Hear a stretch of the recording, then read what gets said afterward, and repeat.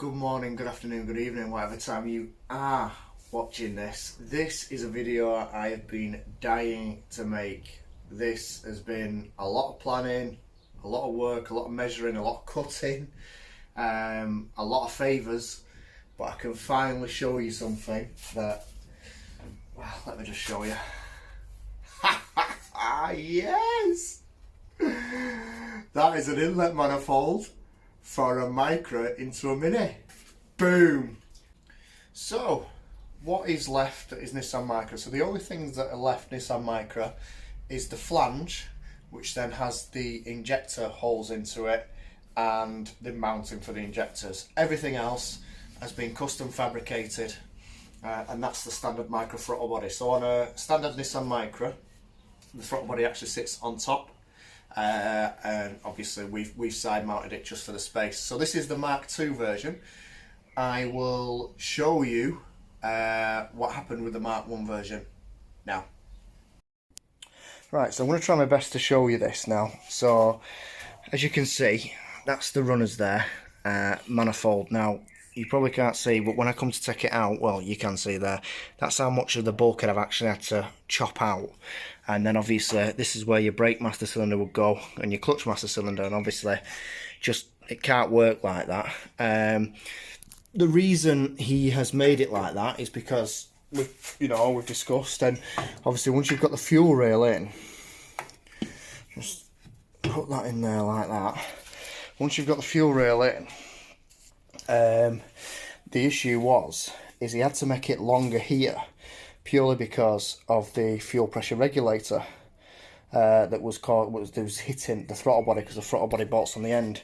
Now the other issue is because they are so long, this now won't mount. It's kicking out. You can see there I can't get it any closer because of that sensor. So like I say, we had to, this is Mark 1, this is version 1, and we had to do this to see what if there was any problems. This is research and development really, isn't it? You know what I mean? So the plan is to shorten these quite a lot and to bring the height up, because as you can see, I have got quite a bit of height to go there. Now I reckon we could move that up 70 mil and still have more than enough clearance for a bonnet. So just using the bottom of this piece of wood here, we've still got quite a bit of clearance. So my plan is to for Gareth to bring it in and to lift it up, and then that should cure. It'll miss this, which will then not become an issue. It'll miss my bulkhead, or at least just have to notch it, and then I'll still be able to get the brake and the clutch servo in, clutch master cylinders in, and that should hopefully resolve the problem. So I'm going to take it back down to him.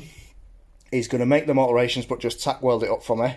I'll come back, offer it in, and if it's good, take it back down to him again for him to fully weld it up for me. But it is a piece of art.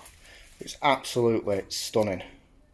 So as you can see from the Mark I version, I didn't mind notching the bulkhead, but to completely cut it out the way I've had to, it just wouldn't have worked. So this, as you can see, the Mark II is a lot taller and it's a lot narrower, less steps, shall we say. So this does fit in the engine bay. I've already tested it before I'm showing you guys, because that's what we do. And anybody who says they don't is a liar. They don't just fit it first time on YouTube, trust me. So I'll put this in the engine bay, and then we'll discuss more about why this is the final version. So then, right, so we're going to mock this up in the engine bay.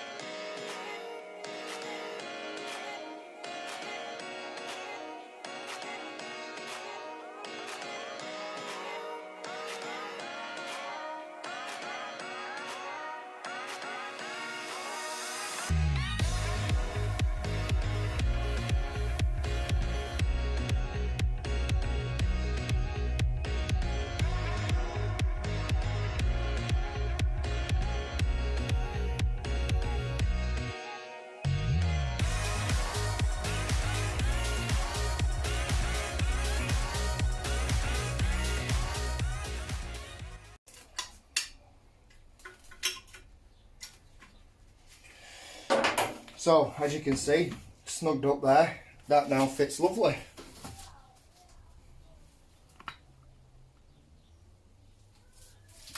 So there you go. So that's just obviously mocked up in there. But now there are no modifications required to the bulkhead. Well, there is a modification because I need to put it back how it was. But hopefully, where's it gone? This bit I haven't checked yet. I have to forgive me, my neighbours are having thingy installed, new fence. Oh, she tight. She tight, but yeah, going on the holes that are there. Let's have a look. Definitely won't go that way because of that. So we'll have to go that way. And we'll have to put some dodgy angle, maybe wrap it round here for the brakes. It's close, but doesn't hit. I'll take you off the tripod so you can have a proper look. So, as you can see, there is now no modification required to the bulkhead, so I can piece that back in. And again, that is close, but it's not touching. I don't film very often, but when I do, people just want to make noise. So, yeah, so we'll have to do something funky with that brake line. I mean, we could even just run it out and down here to it escapes me right now, but the valve that sits there. So yeah, so that is my inlet manifold in. So coming round to the other side, obviously now you can see the throttle body is now side mounted, and the accelerator cable goes on the back there, so that shouldn't be too bad. Again, there's loads of space down there that can run it through, so that's not a problem. And then obviously off of here will be an aluminium tube coming to an air filter that should probably sit round about here, which should be nice. Now I am absolutely over the moon. I'll tell you what, I'll fit the fuel rail so we can see it exactly mocked up. So that is now the fuel rail in as well. So a couple of things you've got to consider when we had to make this, and this is why the first one had such a depth on it, but we didn't realise the height that we could go. So the issue was, the reason we had to make it so deep was because the throttle body was fouling on this, and there's no way it could have gone in. And then also the throttle body was then that meant the throttle body then fouled on the bulkhead as well. So we didn't realise the space that we did have, so that's why the Mark 1 was further back, and that's why it caused me to have to cut my bulkhead. So now obviously we've gone low tyre, which this now isn't an issue at all, the space between these two, and also the issue with the bulkhead has now resolved as well. So that's them two. So that's why obviously the Mark 1 was the way it was, but this is prototyping. This is what it's all about. You know, this didn't exist and now it exists. So yeah, very, very happy with it.